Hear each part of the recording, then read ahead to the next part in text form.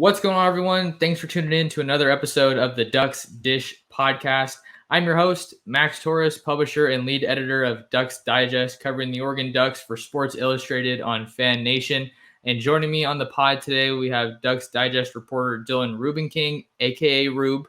For those of you that have been listening to the pod for a while now, how we doing, man? We got a lot to talk about in this episode, but we're also coming up on Christmas. Yes, sir. It's a very busy time. Just trying to get the last little bit of work in before we're off for the holidays. And there's definitely a lot of work to be done. But yeah, so much news today coming out of Oregon. So I'm excited to kind of dive into it. Before we talk about that, because we are in the holiday spirit, what are there any kind of traditions that you have with your family or anything that like you really like about the Christmas season? Yeah. So before COVID, a lot of times we've always hosted Christmas at my house.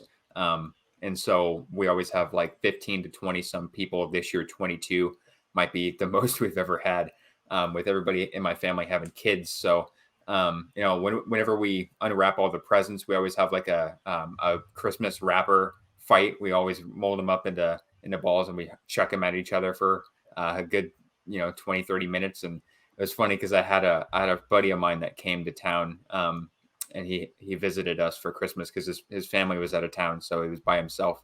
And so everybody started throwing paper balls at him, and he got used to it right away. He started throwing them at people he'd only been talking to for like 20 minutes. So yeah, that's definitely our favorite tradition, is just throwing wadded up paper balls at each other, and then throughout the night picking them up behind the couches and stuff. Cool. Yeah, every family's got their own little things that make that time special. So that's awesome. I really like all the baking around the holiday season and the Christmas carols. I got a crazy sweet tooth, so I had to say that. And then just being around family is obviously always fun.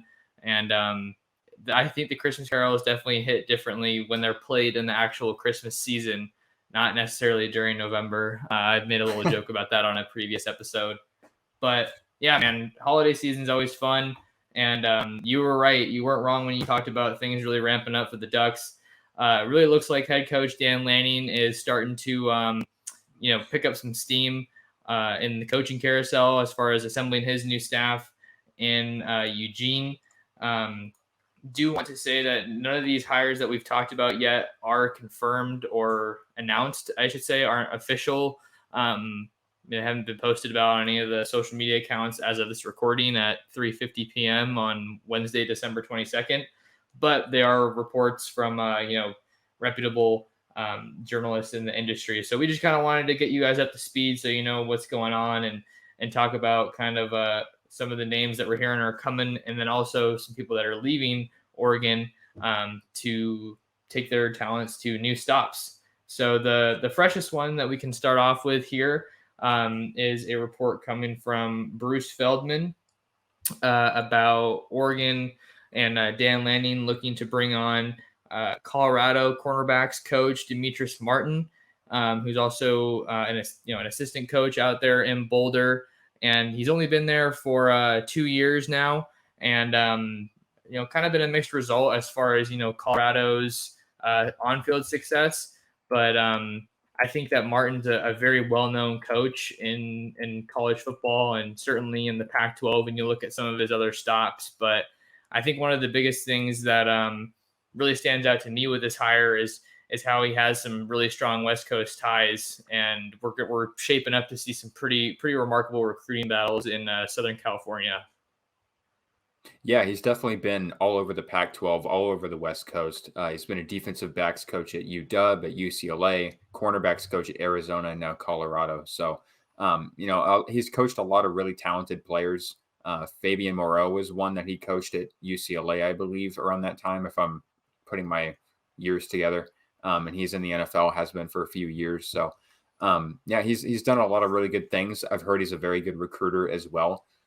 So I definitely think that a lot of people within the Oregon circle, a lot of the fan base has been asking for guys with West Coast ties, guys with Pac-12 ties, and this is definitely a good one. In Colorado, in the last couple of years, I think their secondary has been a rare strength. Given last year they had a pretty good year, but in this year it wasn't really meant to be for them. But their secondary has been a strength, and definitely a lot of talent that he's recruited and developed as well. And you look at the Oregon side of things, their cornerback room is going to look drastically different next season, with Mikael Wright off to the NFL draft, and then DJ James entering the transfer portal, assuming that he does end up going through that process and ultimately finding a new spot for himself to play football next season. You have guys like Trikweze Bridges and Dante Manning that are returning next year that have seen some pretty decent action this year, but have been more so rotational guys. But like you said, so important for Oregon to get into the Southern California footprint, that area. The best teams, not only in the Pac-12, but in the country, really, they have a pretty solid presence out there. And I think we talked about this earlier when Lanning got hired, how important it is going to be for him as a recruiter, as a head coach, to have Oregon winning in Southern California. So I think the biggest thing with the Lanning hire, I feel like, Dylan, was how it was kind of a counter for that Riley hire. Maybe not, that wasn't the sole reason for it, but I'm sure that Rob Mullins, when he was looking at it, and all the powers that be at Oregon were looking at kind of the things that we're laying out for this hire, and in the Pac-12, you got to figure if USC is building up to be a top competitor with a really good offense, then it makes sense to bring in a guy who knows obviously a thing or two about building some really successful defenses. Yeah, I think the defensive part is definitely big. I do think that, losing a recruiter like Mario Cristobal and some of those recruiters on his coaching staff, they had their work cut out for them. And Dan Lanning definitely did. And Rob Mullins in bringing in Lanning and that coaching staff, they knew they were going to have to try to keep that momentum going because Oregon's been putting together just dynamite recruiting class after dynamite recruiting class. And now with USC on the rise, Stanford's doing a great job recruiting. Still a couple other Pac-12 schools like UW and UCLA and Cal. Those are still going to get some guys in the Pacific Northwest too. So I definitely think that the recruiting aspect, while it's not probably the number one reason why Dan Lanning was brought, I definitely think that's what he brings to the table more so than any other candidate that was out there. But he talked about it in one of his pressers about we need to win the West Coast. That's our top priority. Obviously, he doesn't have a whole lot of experience with that. If I remember right, he was a GA at Arizona State for, I think, a year or two. So that's really his only Pac-12 West Coast experience. But obviously, Georgia is a national brand, and they've recruited all over the place. So I'm sure he's got tabs on some of the talent out here. Yeah, just a final note on Martin before we move on to the next guy. I think another part, another reason I like this hire and a little bit more specific as far as why it's so big in Southern California, and then for this position, if you kind of look at which positions you can find in various areas of the country, I feel like in Southern California you have elite quarterbacks. Obviously, look at Bryce Young, DJ Uyunglele. He was really good coming out of high school and, having a little bit of a tough time at Clemson right now, but he was a top quarterback prospect. And you also have elite skill guys, wide receivers and running backs, and then defensive backs as well. You look at Damani Jackson, he's a homegrown guy and he's going to be going to SC. So getting a guy like Martin on your staff is only going to help you not only with the defensive backs, but assuming that Lanning goes with a more holistic approach, like we saw with Cristobal, where it's not just one guy oftentimes recruiting the heck out of somebody. I think that having him on staff for a variety of positions could be really helpful. Yeah, it takes a village. And, once they get that coaching staff, stabilized, I definitely think that, the defensive back room has always been not necessarily a priority, but you can tell that there's so much NFL talent that has been recruited and developed the last couple of years. I mean, you look at Thomas Graham, you saw what he did Monday night. He absolutely balled out. Javon Holland is up there for Rookie of the Year contender. Diamador Lenore has played well for the 49ers when he gets snaps. So Brady Breeze got some playing time with the Lions. So, I mean, they've recruited so many defensive back guys, and even in years past, with Chip Kelly and Mark Helfrich. So that's always kind of been a really big focus for the Oregon defense, is that secondary. So, getting the right guy was definitely huge for that. I don't remember if he's going to be, if it said a defensive backs coach or specifically cornerbacks. I believe it was just defensive backs. Yeah. So we Okay. got to see, we got to kind of see what happens there. because as many guys as we've seen being reportedly, expected to hire along those lines, there's still some names on the staff that we don't know the future of. You look at guys like Brian McClendon on the current staff. We don't know official word on what he's doing. Rod Chance, Jim Mastro, Bobby Williams. Still a lot of guys that we're kind of waiting to see what's in store for their futures. So, and Rod Chance has done a really good job, and I know that a lot of recruits and obviously current players really hold him in high regard. So, so that's kind of what we wanted to say about Martin. Looking like another big hire once that gets announced for Dan Lanning. And I think another thing is just, can we talk about how crazy it is, how fast this is coming together, and he's not even in Eugene, at least as far as I know. I'm not doing the flight tracking deal, but I think one would assume that he's with Georgia and he's doing all of this remotely, which is pretty insane. Yeah, definitely. I believe he's in Athens. The last couple pressers I've seen, I think he was in Athens. And when he was on Sports Center the other night, he was in Athens preparing and wearing Oregon gear, which you have to think he's probably pulled out an Oregon shirt over a Georgia shirt or something. But yeah, it's impressive. The world that we're in, everything's virtual, and he's definitely making good use of that and on the recruiting trail as well. All right, let's talk about the next reported hire that we have for Dan Lanning and the Ducks. This was kind of a late story Tuesday night, coming from footballscoop.com. Shout out to footballscoop.com. They're under the Sports Illustrated umbrella, which is great. They're doing a lot of awesome stuff and have tons of intel on the coaching carousel. But the latest reported hire that they're reporting is Nebraska defensive line coach Tony Tuioti. Tuioti. I felt really confident going in to say that until it came time for me to. I think I just have too many things on my screen here with all these tabs. But it looks like Oregon's zeroing in on Tony Tuioti to be the next defensive line coach coming from Nebraska, which would lead you to believe that Joe Salavea is probably not going to be retained by Lanning. And it looks like he's really almost probably on track to clean house. But like I said earlier, we got to kind of see what happens there. But what are some of your thoughts on Tony, Dylan? I kind of took the lead on Martin, but wanted to give you a chance here.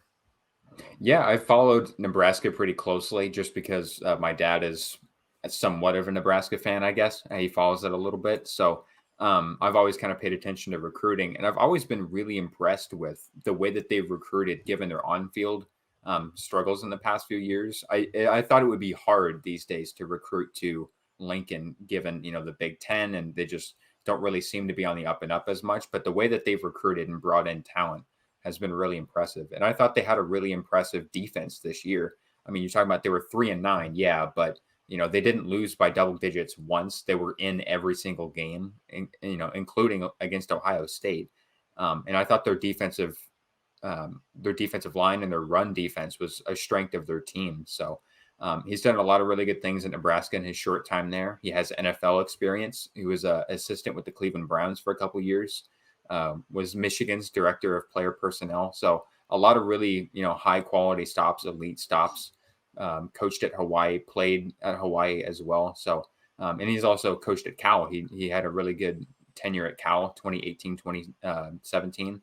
Coached their defensive line, outside linebackers, which if you know Cal, they know defense over there. So a lot of really impressive stops. I'm excited to see what he can do because replacing a guy like Joe Salavea, just that energy and his ability to recruit and coach and develop, that was going to be tough. I like his background as well with those, recruiting ties as far as, being the director of player personnel at Michigan. I think that was big. I'm trying to look at the story that I wrote because I feel like there was something about recruiting in there as well. So bear with me here. See if I can find something here. But I think just the other, point I wanted to hit on with him is I think it's great that he's got, a Polynesian background because you look at the defensive line, a lot of the top guys in the trenches do come from Polynesian backgrounds. And you're talking about, your Panay Sewells, your Austin Values, as far as, an Oregon perspective on that. Mace Funa, Mikhail Afaisi, he's from Hawaii. And that's a talent a state, I should say, rather, that is pretty underrated, I think, when it comes to just how they stack up nationally, because if you can get, the top player out of Hawaii, I feel like because of the whole Marcus deal, with Mariota playing at Oregon, I think a lot of those guys just kind of grow up, not with Oregon as their leader, but that's certainly right there in their ear. And I think that having a guy like him that played at Hawaii as well, I'm just seeing all the positives kind of just keep stacking up here when I'm looking at the reported hire of Tony Tuioti. Yeah, I think the Polynesian thing is huge. You talk about there's so many guys that have kind of paved the way, and Mariota definitely at the top of that list. But in recent years, I mean, there's so many guys. Good Lord, my light won't stay on. I think it's dead.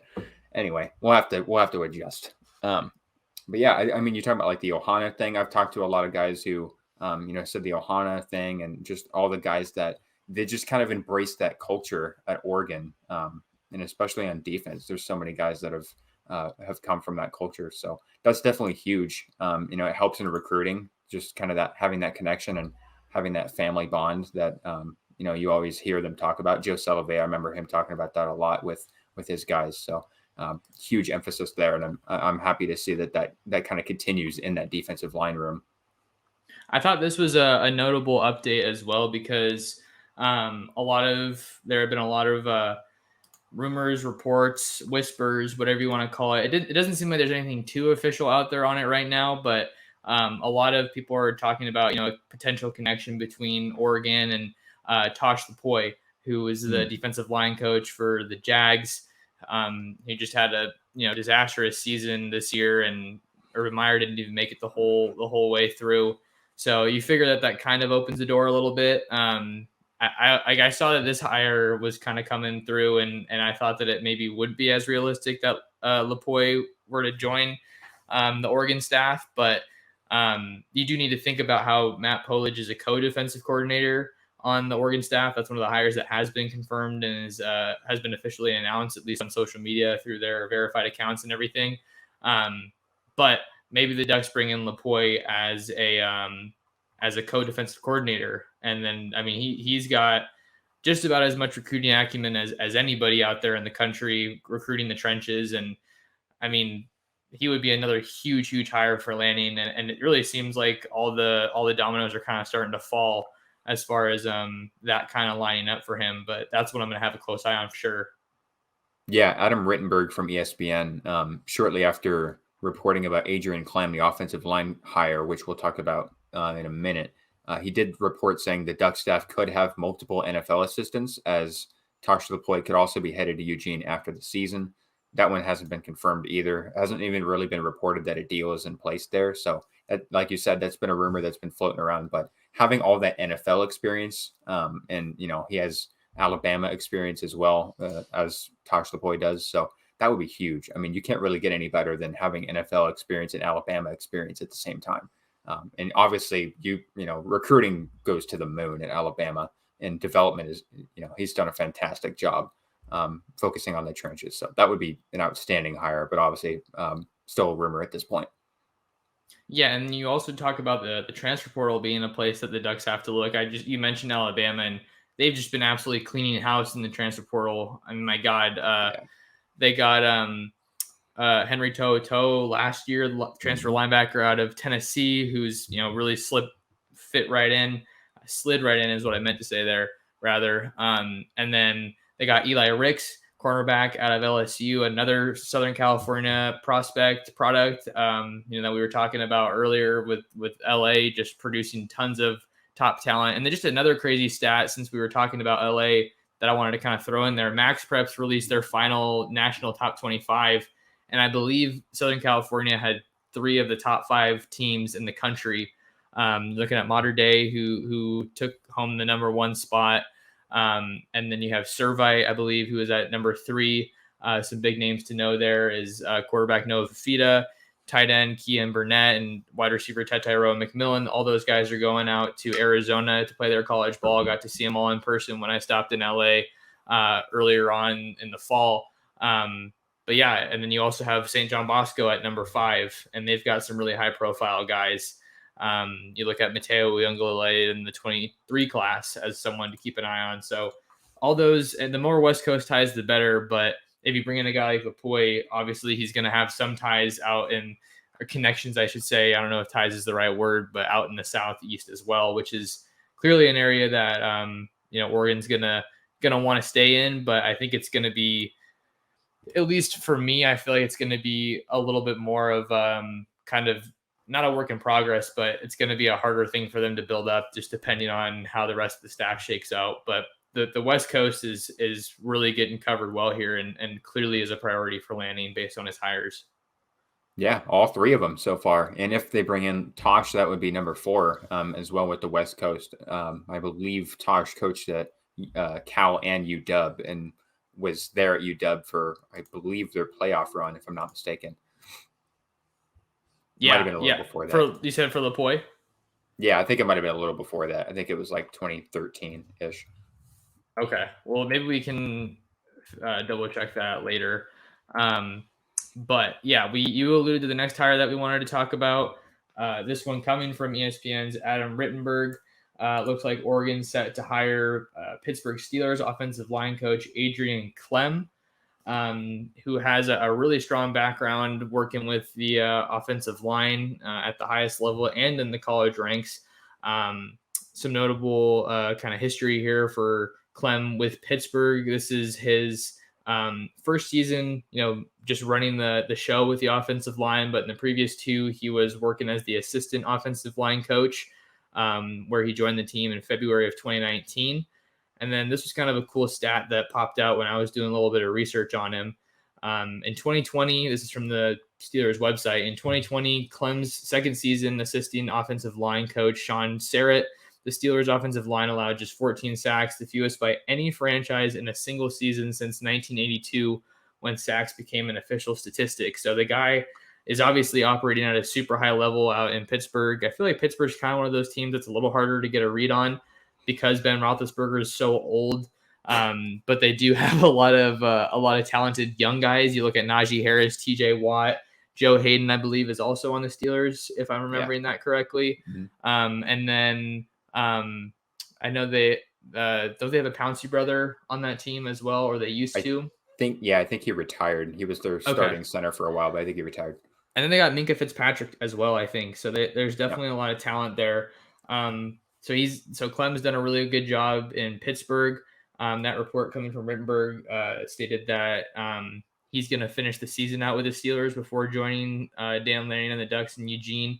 But he also has some pretty good stops at the college ranks, mainly at UCLA from 2012 to 2016 as the associate head coach, run game coordinator, and offensive line coach. And then he was also, here come the recruiting ties again, or recruiting background, recruiting coordinator from 2009 to 2011 at SMU. So you're looking at a guy who's got a very strong track record, both on the offensive line, and he knows a thing or two about recruiting, which is great.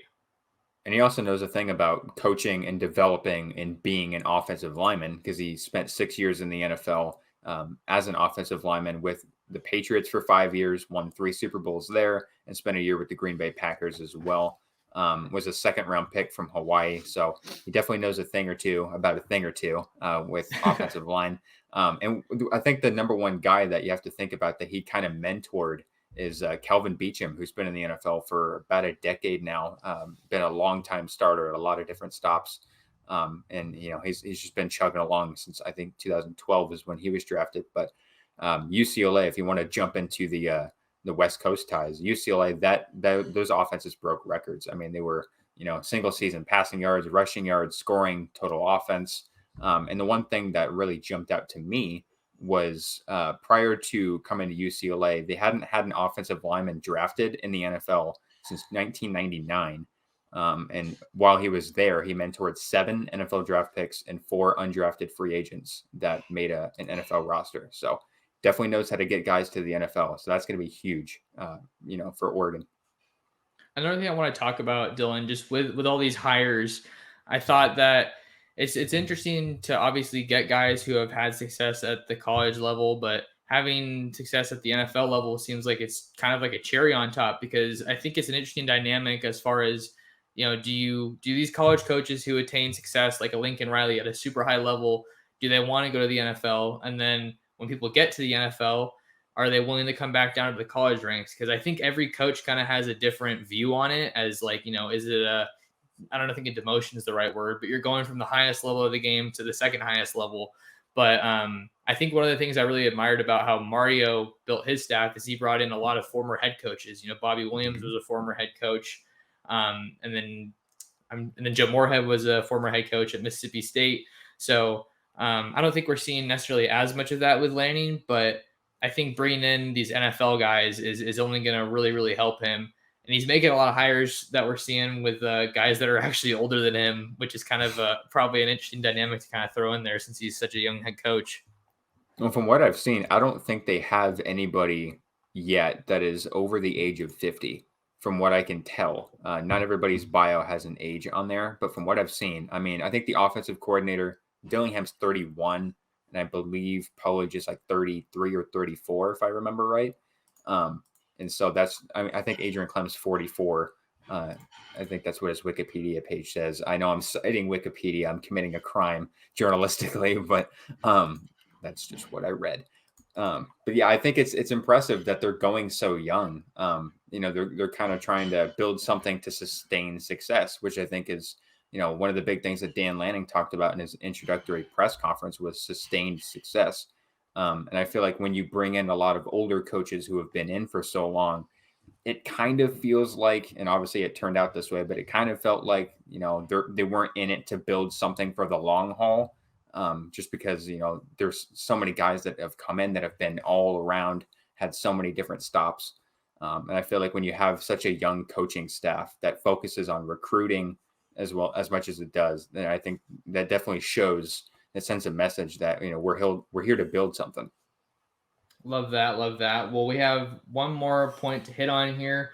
We talked about all these coaches that are reportedly coming in to Eugene to join Dan Lanning, but we're also seeing some updates on coaches and analyst assistants that are heading elsewhere.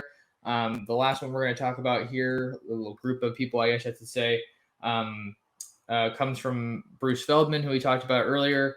Looks like analysts Nate Costa and Kwame Ajaimon, hopefully I'm saying that right, and as well as graduate assistant Jalen Ortiz are all going to be heading to Nevada to join former linebackers coach and new head coach Ken Wilson's staff in Reno. So we're seeing kind of a little bit of an exodus, I feel like, of the current staff. Like I talked about earlier, it looks like Dan Lanning's kind of cleaning house, but we got to see what happens with a couple big names here. But Ortiz is going to be the new cornerbacks coach at Nevada.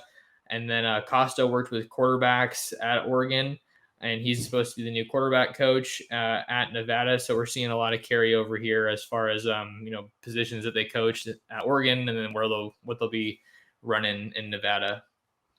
And it looks like Kwame is going to be the defensive backs coach, I believe.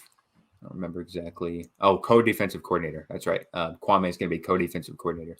So yeah, I think that's huge that they're all kind of sticking together. Obviously, Ken Wilson worked with all three of them, so he knows what he's doing.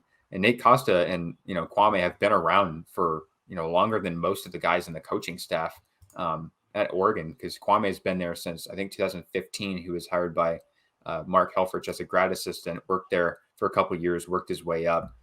Used to be an outside linebacker for Oregon, and then he was a defensive analyst up until getting the promotion at Nevada.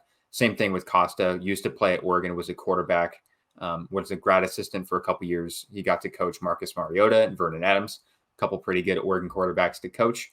And then he made a couple of stops. I believe one was UCLA. I think the other one was IMG Academy, if I'm not mistaken. And then he came back as an offensive assistant a couple of years ago and has been there for 3 years. So, and then Jalen Ortiz has been a grad assistant for a couple of years and was also, I don't remember what his other stop was off the top of my head. I think it was Fresno State or Wyoming. I believe it was Wyoming now that I think about it. So yeah, a lot of experience, a lot of, like you said, focus on those position groups. And he definitely knows what he's doing, bringing those guys to Nevada for his first coaching staff. Yeah, Ken Wilson is just getting a really good staff there. And then we also saw some former Oregon coaches that are following Joe Moorhead to Akron. Nick Toth is going to be the new DC, if I remember correctly. So tons of movement still affecting Oregon, and we've had all of those moves covered on Ducks Digest. So make sure that you guys stay tuned in there. So yeah, lots of moves here for Oregon. We're starting to see some of that fog, I guess, settling around the Oregon coaching staff as Dan Lanning begins to really fill out this staff with the Ducks. I think that's about everything that we had for this episode. Did you have anything else you wanted to add, Dylan, before we hop out of here? No, I think that's it. If anybody's tuning in, hope you have a great holiday and safe Merry Christmas. I know, it's the weather's getting kind of crazy out there, so drive safe. Right on, right on. Well, if you guys want to find more of me, you can find me on Twitter at mtorresports.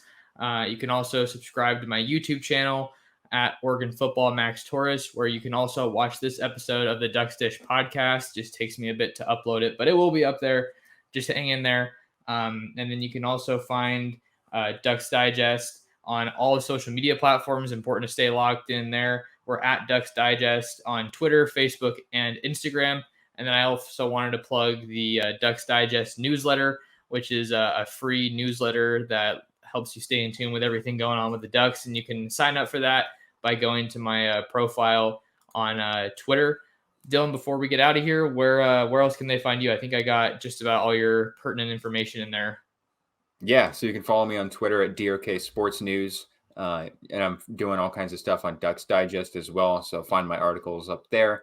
And then we're doing all kinds of work with the transfer portal. I've got that site up and humming right now. Follow us at tportalcfb and find our work at thetransferportalcfb.com. Right on. Well, you guys know where to follow us and find us. Share the podcast with everybody. We're on Apple Podcasts and Spotify. Share it with other Duck fans. And then, like I said, the YouTube video will be up at Oregon Football Max Torres. Thank you guys so much for tuning in. Appreciate the continued support. It's been a great football season as we kind of wind down here as the Ducks get ready for the Alamo Bowl. But it's been great, and we're really just getting started here at Ducks Digest, and it's been a really fun time. So that's all we have for this one, you guys. Happy holidays to everybody, and have a Merry Christmas, and we will see you in the next episode of the Ducks Dish podcast. Take care.